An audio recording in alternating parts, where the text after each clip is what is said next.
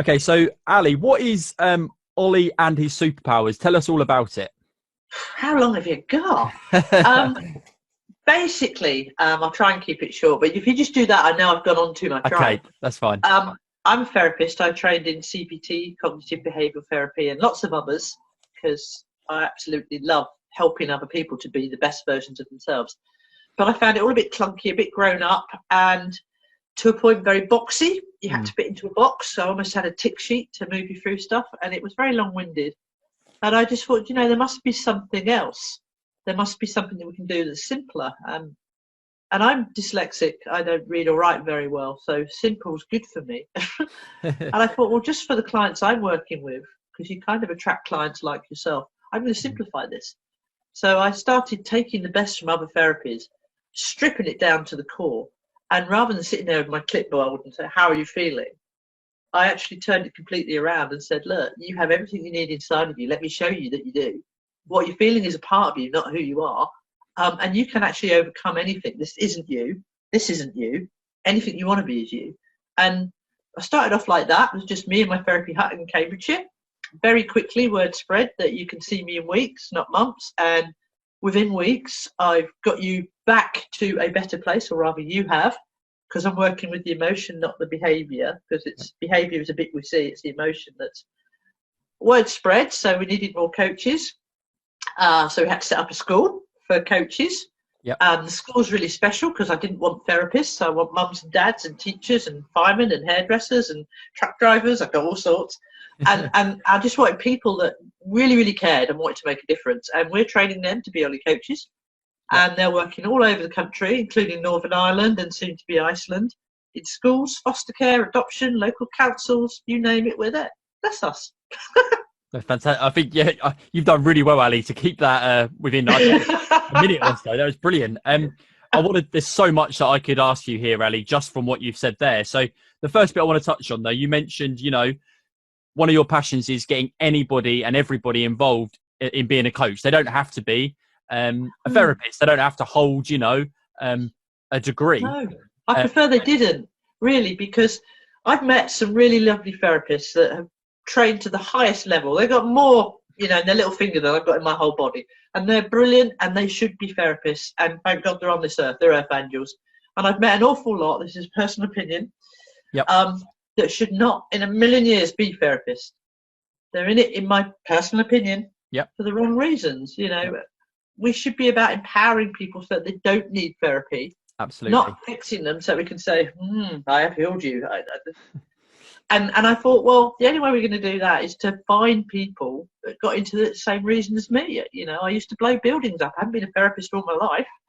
I could do it. I found a way. Yeah. I thought, well, if I can, anyone can. And believe me, I just reeled off the sort of people. One of my favourites, although I love all of the Ollie coaches, is a hairdresser in Scotland.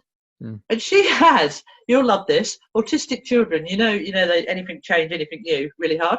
Yep. Has them in a chair and she's cutting their hair. One, they let her. She has that lovely rapport. Yeah. But she uses Ollie on them. One. Brilliant. That's what we need. We needed Yep. it to stop being highbrow. The best way to sum it up is, you're only young, you won't know this, but a few years ago, right, if you were in any kind of real pain, you had to go to a doctor to get some decent painkillers. Yep. And then all of a sudden, it was decreed, for whatever reason, don't get political, that it was okay for us to go to the chemist and buy decent painkillers over the counter, that we could work it out ourselves and we could be trusted with the dosage. Yeah. I see therapy the same way. Yeah. I don't. The highbrow stuff, schizophrenia, the big stuff, white coat stuff, that's professional. Yeah. That's separate. The stuff that we're dealing with every day, and we're never going to run out of business, which is a real damn shame. Anxiety, self-worth, belief systems. Absolutely. The way you feel about your body. Yeah. You don't need years and years and years for that. What you need is common sense, some real good skills, and the ability to listen. Absolutely. And that's why it's so important, Ali, when I've spoke to you before, I believe totally in what you're saying, how it's so key that we get that into schools, because that's where it starts. That is where it starts. Well, for sure, because again, everything that I was doing pre-Ollie was, I wasn't working with children at all, because I don't have children, I don't know anything about them, so I kind of avoid them. So I was working with people in their 30s or 40s that have struggled with something forever, carried this label of who I am.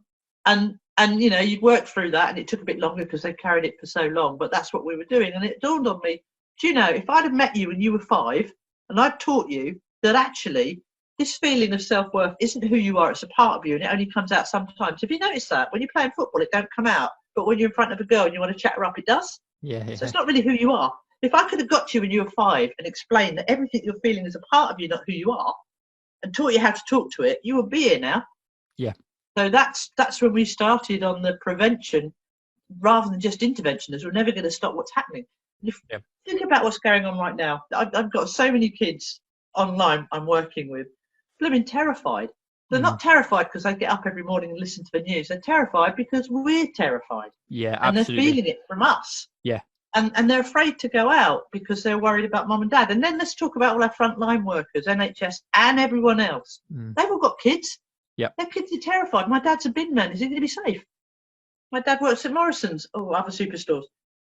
And the kids are really frightened. So 100%. if we could get to them, and to be fair, I'm so proud. The schools are in. A lot of schools have picked up and run with this. And everyone gives schools a hard time, but they're pretty damn good. Good. And they've picked up and run with this. Get to the kids early enough. They don't struggle anywhere near. And they're not struggling anywhere near as much as some of the kids we haven't got near are at the moment. Yeah. So, yeah, we've got to get in early. Definitely. And I like what you said there as well. This situation cannot be underplayed in the effect that it's going to have on young people. And whenever we go back to schools, whenever that might be, schools have got to acknowledge that. And I'm sure, I hope they will. You've said for themselves and the kids, because let's be honest, most of the teachers have got kids. They're back in. I've got loads of teacher friends, as I know you have, because you work in schools as much as we do. And they're back in schools at the moment, working with the kids that the government has decreed can go back. They haven't got PPE. They're taking. So I think the schools do. So we need to be there for teachers and kids and parents more than ever. Absolutely. And we need listening to. We're talking about, throwing money at things to make this right. Well, this is one of them. Let's support people. 100%. No, definitely. And you've mentioned obviously the situation we're in right now. Ali, how are you adapting? Because I know, like myself, a lot of your work is done directly in front of young people. We can't do that at the moment. What are you doing? I hate it. Absolutely hate it. Same. Yeah. I mean, we're very face to face. So my work is either 1-to-1 in my therapy room here, my house, my garden, or it's working in school, same as you, or it's delivering training to parents and teachers and social workers, etc. Anyone really. Yeah. We can't. So we can do a fair bit online. So I'm still talking to the kids online. It's important that we keep that going so that they've got that point of contact and trust. And important for the families as well, because we work with the whole family. They all need support, not just the child. Yeah. We've done something we've never done before, which is we put some of our Ollie training that I normally deliver face-to-face in big rooms online. Okay. Didn't know how that would work. And that was, I'll be honest, that was really weird. There's me stood in front of the camera very much as I am now. And I react to the audience. I've got no audience. I deliver this training, keep it fun, and there's no audience. And I'm like, I've got if I'm honest, got my toys sat there, and I'm like, get right. But we put it out, and the thought was that we filled it up with stuff about how to have that emotional language for your kids and your teenagers, especially at the moment. They're so trapped at the minute. It's horrible for them. Yeah. But it's also a lot about stress relief. As you know, I've unfortunately been a bit poorly, and one of the reasons is I've got too stressed. And when you're stressed, it knocks your immune system out. It's the last damn thing anyone needs right now. Absolutely. There's an awful lot on the course about how to control your stress, you and your family. Yeah. So we put it out there and sort of, hoped it would help a few people. And the feedback has just been humbled is the answer. But it's it's not just, oh, they love it, well done, Ali. It's really blooming helping. And well, I know, Ali, I've had a parent who has worked with me as well. One of their children's an ambassador for us, and I know her and her young child who has benefited so much from things that you said, Ali. And if people at the moment wanted to go online and find out about this, how could they do that? Yeah, if you go to our webpage, which is, this is the only thing I can do as a dyslexic without getting it wrong. Watch me get it wrong now. I'm dyslexic too, so I'm with you, Ali. We've had it, haven't we? It's www.ollieandhissuperpowers.com. And there's loads of information on there about who we are, what we do, and reviews, so that you're not just taking our word from it. But if you go to the section that says training or courses, or just go to the shop, And there's a course there called Emotional Resilience Training. I've called it the lockdown course. We originally put it out at about 180 quid because that's what I charged to deliver it. It's on there for 40 quid because I just want to get it to every damn family, because we're all in this together, and I don't care what you earn, you need to be able to afford to access this. So download it. There's 3 modules. It's interactive. It's fun. Do it at your own pace. You'll learn a lot about yourself, and let me know, good and bad, what you thought of it. Yeah, no, absolutely. I'd encourage you as well to go and look that up if you are listening to this, 100%. You mentioned obviously about Ollie coaches as well, and always on the lookout for that. If there's someone listening to this thinks, yeah, do you know what? I'd love to be an Ollie coach in the future. How would they go about doing that as well? Again, if you go to the webpage, there's a section on there, get in touch, and it tells you about the Ollie coaches. And I think there's some stuff on there from some of our Ollie coaches about why they joined. Yeah. And I meet every single person that applies. We don't take more than 25 max per course, and we run 2 a year. Yep. The reason we do that is because every Ollie coach has got to be the best they can be. And if you have a really big group, I don't think that you can do that. I don't think you can put that time and effort in to move at their pace and their speed. Definitely. You literally contact us online, say, look, I'm interested. I'll have a chat with you. As a rule, I know within a few minutes whether or not you're Ollie coach material. And we have a saying, I can teach you how, you tell me why. We've grown quite a bit, so we've had to get quite grown up. So we've got all these procedures and and one of the funniest ones was the lady sorting out all of our procedures and all that. She said, we need an HR policy. How are you choosing your Ollie coaches? Can you write it down for me, Ali? I went, got a piece of paper, and she said, I'll give you a day or 2 to do it. I just wrote, because I know, and I gave it back to her.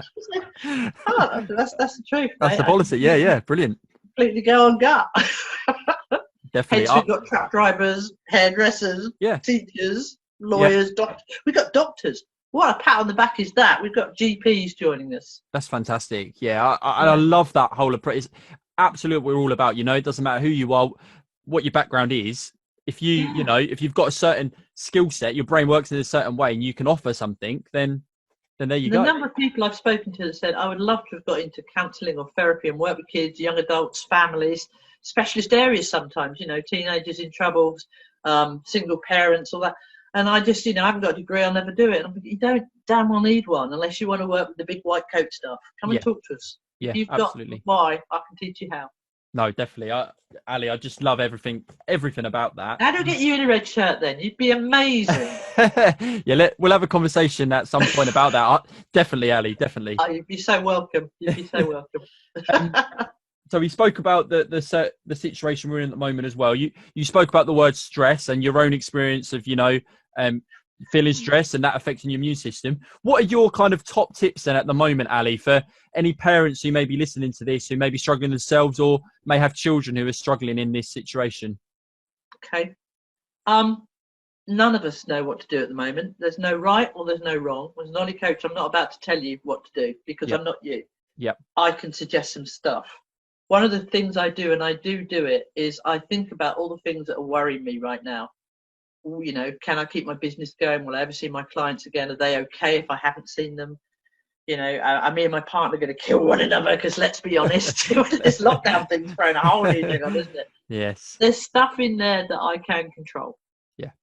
And there's a ton of stuff that I cannot. And it's about, and I literally do this, I create 2 circles. So I have one big circle of all the stuff I can't control. And in the middle, I just only allow stuff in I can control.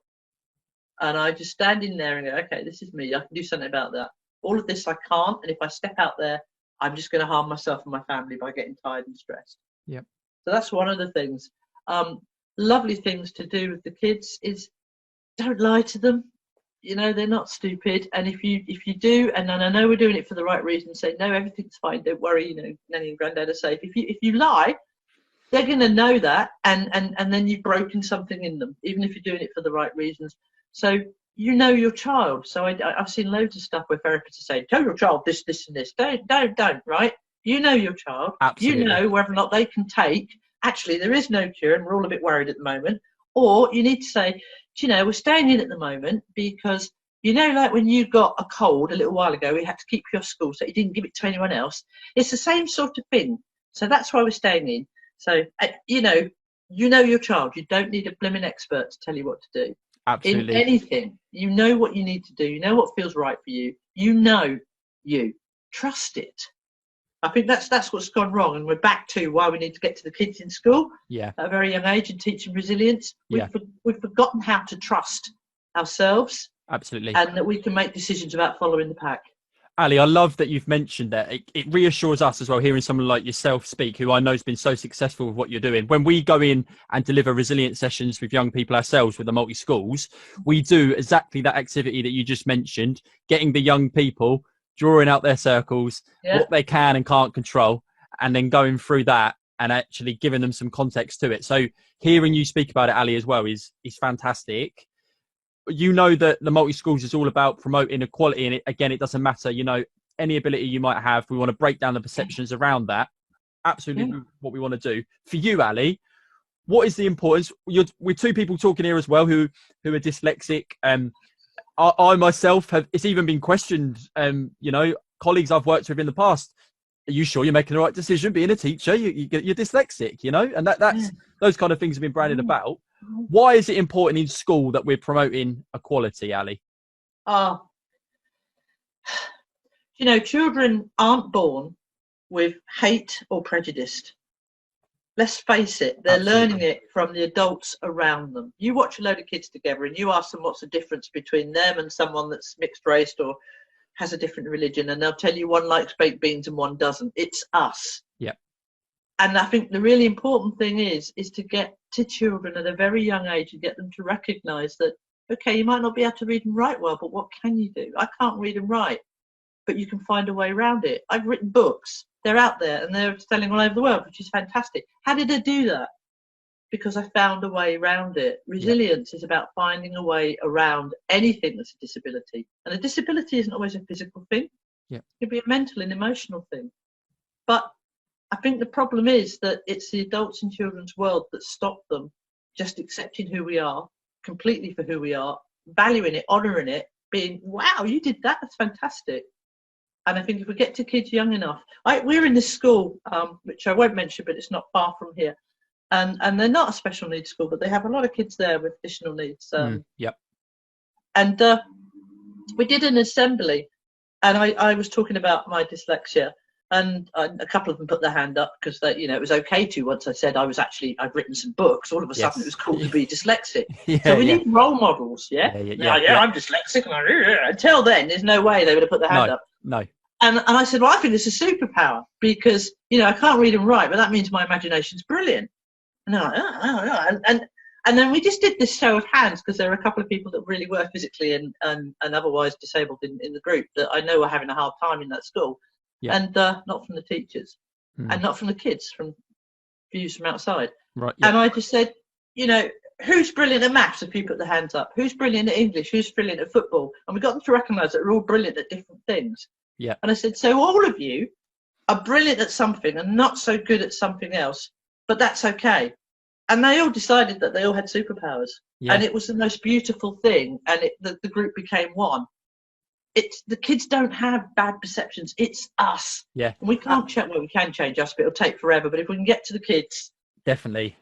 So, Ali, I'm smiling so much because absolutely everything that you're saying is so exactly what you've said. We do in schools as well, in assemblies. It's about getting the children to recognise every single one of us has a talent, but it's about unlocking that. It's going to be different. That we all have differences, but it's thank God. Yeah, it would be boring as hell, wouldn't we? Exactly. Could you imagine? Wow, just absolutely. Do you know what, Ali? It's so good speaking to you. This is obviously we're planning this as a podcast. I like thinking on my feet, as I know you do as well. Yeah, and just going with the flow. Go on, what we're doing. I think I'm just going to release this as a video as well. I think it could benefit so many people. Let's do that as well on top of our podcast. If you're happy with that, Ali. I'd be grateful because we just want to get to as many people as possible. So please, that would be amazing. Okay, brilliant. So I'm going to do that as well. I just want to finish with a final kind of point, Ali. Plans for the future. At the moment, obviously, everything is uncertain. What are your kind of plans for the future, Ali, with Ollie and his superpowers and everything else? It's a really good question, actually. Until we were all in lockdown, I would have said, oh, well, I'm going to do this and this and this and this, and then ultimately go back to Australia and spend the rest of my days fishing. because that's my path. And it wasn't a bad path, and I would have done it. Yep. But this has thrown it all up in the air. Now you can, in therapy, we have a thing called reframe. Yep. Okay. Now you can either go, oh my God, everything's thrown up in the air, it's all gone bad, it's never going to happen. Or you can go, wow, I've just had the opportunity to get off that treadmill and have a good look and see if there's something else I could do. That's a nice thing I want to do. But wow, whoa, what's that? What's that? So what am I going to do going forward? Now that we've worked out, dinosaur like me, that we can get to people online and help at a level that I want to, everything I thought I was going to do is out the window. But the way that I do it is I don't think about what my next step is. And this is a really cool thing to do, because I think everybody should really use this time wisely. Yes. Are you happy? Have you got everything you want?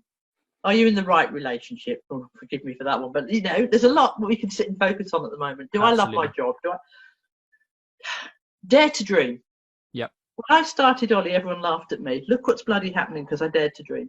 I still see myself in Australia in my little fishing boat. That hasn't changed. Yep. Okay. Yeah. And what I do is I imagine that I'm sat there, and then I just look over my shoulder and I look at the step that I took before I got in my fishing boat, and that was, moving to Australia. Okay. And what was the step before that? Setting Ollie up in Australia. Okay. What was the step before that? Getting Ollie over in Europe as big as it could be before I went, because it's a long flight back. And what was the step before that? And I do that right back to me sat here now, and that allows me to. It's a much better way of doing it, because then it's real. It's not dream. It's happened. How did I do it? Absolutely. Yeah. No. And Ali, I could listen to you, I think, all day, and I just feel empowered, sitting here speaking to you, just having this conversation. You're doing an amazing job yourself. You. I appreciate what you're saying, but what you do with the kids and the young people, thank God for it. Thank you very much, Ali. I have a very strong feeling that this is not going to be one of our last conversations, and that you will hear lots more from multi-schools and Ollie and his superpowers with things moving forward, I'm sure. We've got work to do. We've got to get everyone ready to come out of lockdown. We've been focused on lockdown. Who are we going to be the other side?